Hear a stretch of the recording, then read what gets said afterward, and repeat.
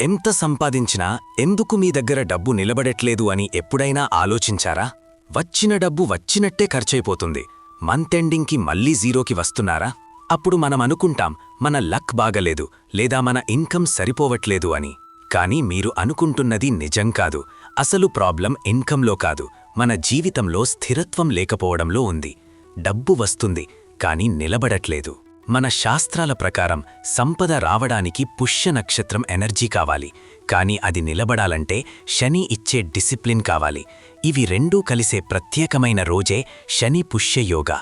ఆ రోజు చేసే చిన్న పని కూడా చాలా స్ట్రాంగ్గా లైఫ్లో నిలబడుతుంది. అందుకే ఆ రోజు ఈ గొప్ప యోగా సమయంలో మీ పూజా మందిరంలో దీపం వెలిగించి, స్వామి, నా జీవితంలో డబ్బు వచ్చినా నిలబడేలా, నా ఆర్థిక పరిస్థితిలో స్థిరత్వం ఇవ్వండి అని మనస్ఫూర్తిగా ప్రార్థించండి.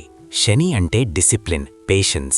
ఈ సమయంలో ధ్యానం చేస్తే మనం ఇమీడియట్గా స్పెండ్ చెయ్యాలి అనే హ్యాబిట్ నుండి బయటపడతాం.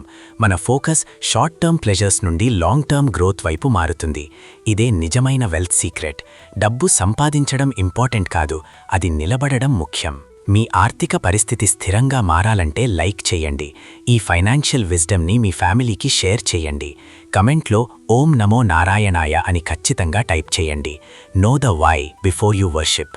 మంచి కథలు మరియు దేవుడి విషయాలు వింటుండాలంటే ఈ ఛానల్ని సబ్స్క్రైబ్ చేయండి.